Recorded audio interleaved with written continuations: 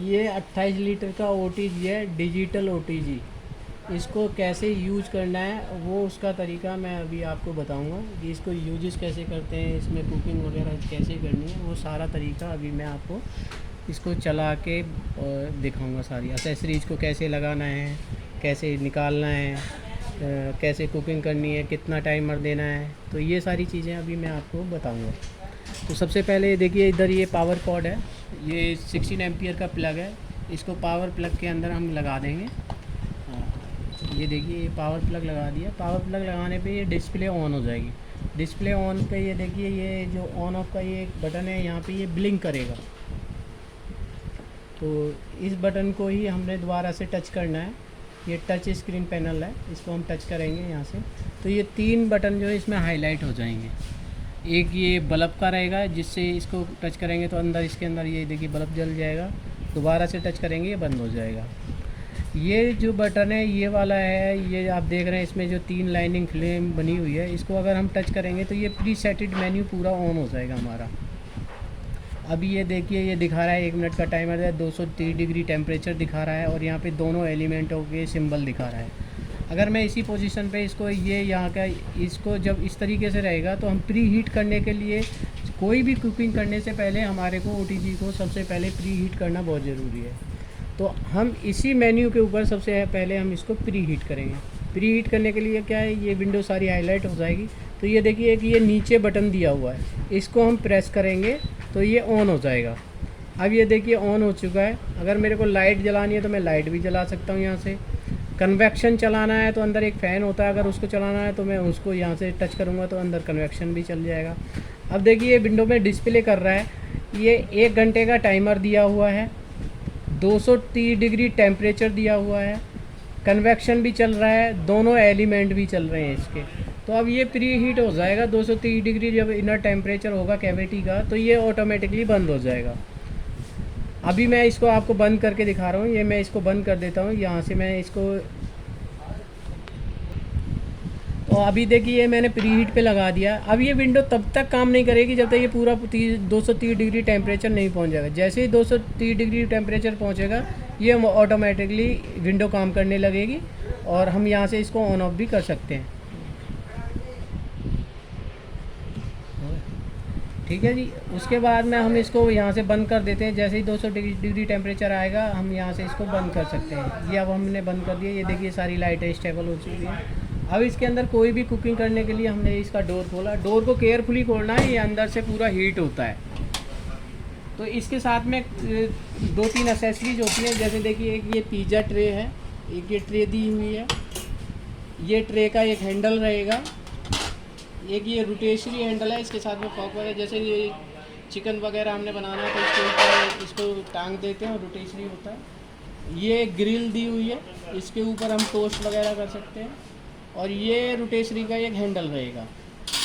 इसके साथ में एक ये इंस्ट्रक्शन मैनुअल है, कैसे कैसे रेसिपी बनानी है वो भी इसके अंदर मेंशन किया, कितना टाइम लगता है, कोई भी कुकिंग करने के लिए कितना टाइम लगता है, कितना टेम्परेचर रहता है, तो काफ़ी सारी चीज़ों का इसके अंदर मेंशन भी किया हुआ है। इसके अंदर ही हमारे को वारंटी कार्ड भी मिलेगा, क्या क्या ट्रैवल शूट होते हैं वो, ये देखिए ये वारंटी कार्ड है इसका। इसके अंदर ये कौन कौन सी ट्रैवल शूट होते हैं, कोई ख़राब हो जाता है तो उसको कैसे ठीक करना है, क्या क्या कंप्लेंट्स वगैरह आती हैं, प्रॉब्लम्स वगैरह, उनका सॉल्यूशन ये भी इसमें मेंशन किया हुआ है। ये सारा प्रॉब्लम्स का क्या रीज़न है उसका, उसके बारे में, और कैसे उसका सॉल्यूशन करना है, ये सारी चीज़ें इसमें डिस्क्राइब की हुई हैं वैसे मैनुअल के अंदर। ये सारी चीज़ें कौन कौन सी प्रॉब्लम्स और सॉल्यूशन ये सारा दिया हुआ है। उसके बाद इसके अंदर कैसे हमने कुकिंग वगैरह करनी है, ये फूड को कैसे ऑन करना है, कैसे कुकिंग करनी है, कितना टाइम लगेगा, ग्रिल कैसे करना है, टोस्ट कैसे करना है, ये सारा इसके बारे में हमने सारा डिस्क्राइब किया हुआ है इस मैनुअल के अंदर। तो कोई भी कुकिंग बनाने से पहले हम मैनुअल को पूरा रीड कर लें तो हमारे को काफ़ी कुछ चीज़ें क्लियर हो जाती हैं।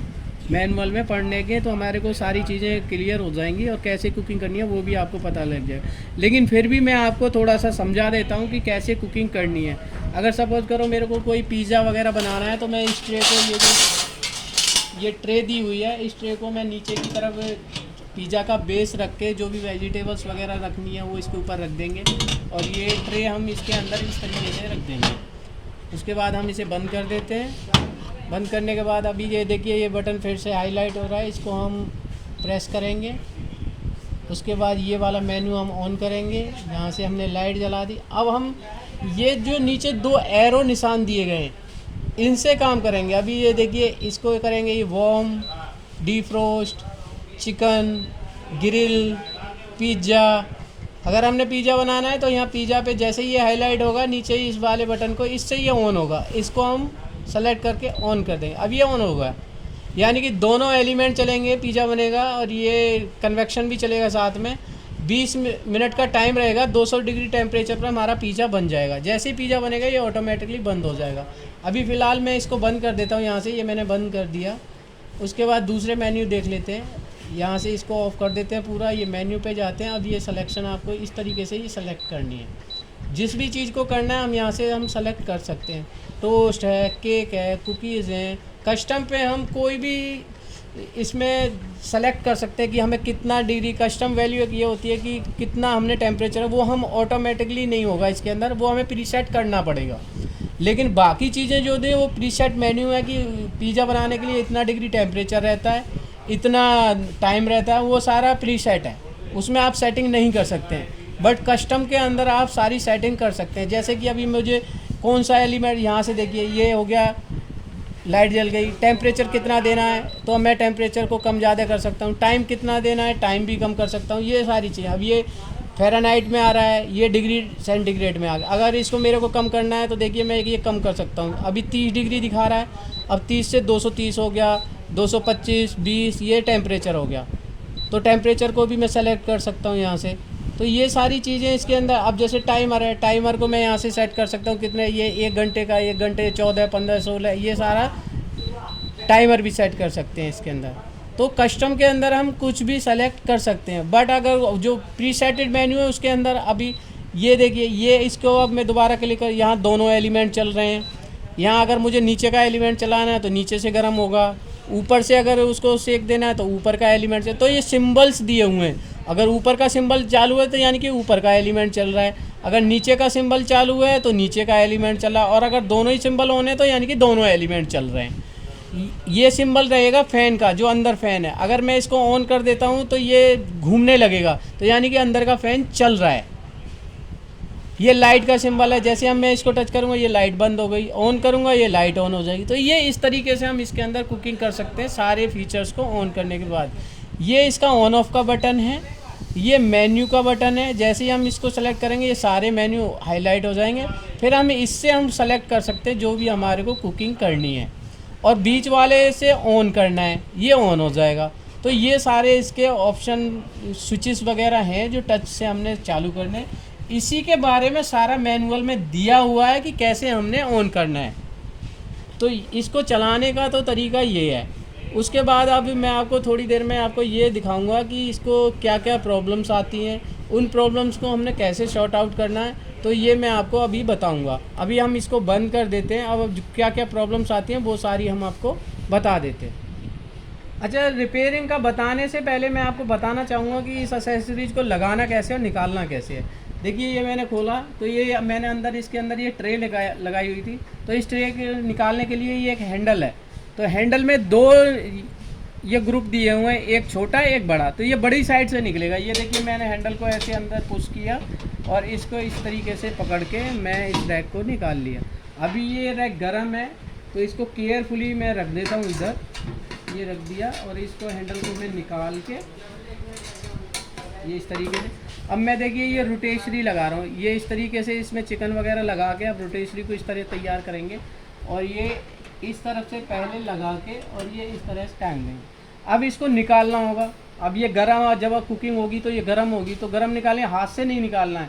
ये इसका हैंडल दिया हुआ है, इसको इस तरीके से पकड़ेंगे हम यहाँ से, और ये ऐसे उठा के ये साइड से करके इस तरीके से ये बाहर निकल के आ जाएगी ऐसे। तो ये रोटेशरी का हैंडल है। अब ये रैक है। ये रैक को इसमें 3 जगह हम इसको रख सकते हैं। ये फर्स्ट पोजीशन, ये सेकंड, सेंटर, ये हो गया टॉप। तो हम नीचे की तरफ रख सकते हैं, सेंटर में रख सकते हैं, टॉप पे रख सकते हैं। अब ये मैं देखिए इसको नीचे की तरफ लगा देता हूँ। अब इसको निकालने के लिए मैं हैंडल का यूज़ करूँगा। यही हैंडल रहेगा इसका, ये इस तरीके से इसको पकड़ा और ये ऐसे ये अंदर, और इसको इसी हैंडल से मैं लगा भी सकता हूँ इस तरीके। तो कोई भी एसेसरीज को हाथ का यूज़ ना करें, हाथ से सिर्फ हैंडल को पकड़ें और उसके बाद निकाल लें केयरफुली, ताकि जल ना जाए, क्योंकि ये काफ़ी ज़्यादा हीट होता है। और बच्चे वगैरह से और आप भी केयरफुली करें, क्योंकि जो इसकी कैविटी है, बाहर की जो बॉडी है वो गर्म होती है। हैंडल गर्म नहीं होता है, ये बाहर का जो डोर है, डोर गर्म नहीं होता है, बट पूरी पीछे से और ऊपर टॉप से इसकी बॉडी गर्म होती है। तो केयरफुली करें। गीले कपड़े से इसको साफ़ नहीं करना है। जब भी हम इसको क्लीन करने के लिए हमने क्या करना है, क्लीन अप के लिए भी बता देता हूँ। अभी जैसे मैं इसकी रैक निकाल देता हूँ और जो भी कुकिंग है वो कुकिंग कर ली। अगर इसके अंदर सपोज करो कुछ भी खाना वगैरह गिर जाता है, तो हम इसको चालू पे नहीं क्लीन अप करेंगे। पहले हम पावर प्लग ये बाहर निकाल देंगे, इस यूनिट को थोड़ा ठंडा हो जाने दें, पूरा प्रॉपर्ली ठंडा हो जाए। उसके बाद देखिए कोई भी चीज़ इसमें गिरेगी तो ये इसकी एक क्रम्प ट्रे दी हुई है, हम इस ट्रे को इस तरीके से बाहर निकाल लेंगे और इसको वॉश कर देंगे बाहर। किसी जूने वगैरह से नहीं रगड़ना है, नहीं तो इसकी कोटिंग वगैरह ख़राब हो जाती है। तो प्रॉपर्ली सिर्फ गीले कपड़े वगैरह से पोंछ के साफ़ सूफ करके इसको रख देंगे। इसको ये नहीं है कि बर्तनों की तरह धोना है, इसको आपने सिर्फ सफाई करनी है। उसके बाद अगर कैविटी में कुछ जम गया है तो गीले कपड़े से प्लग निकालने के बाद तो गीले कपड़े से इसको साफ़ कर दें। बाकी इसको वॉश नहीं करना कि पानी लिया धो दिया, उस तरीके से नहीं करना है, नहीं तो करंट शॉक लगने के चांसेस ज़्यादा हो जाते हैं। और वो बड़ी केयरफुली गीले कपड़े से साफ़ करना है। अब मैं आपको इसका रिपेयरिंग का तरीका बता देता हूँ कि कैसे कैसे कोई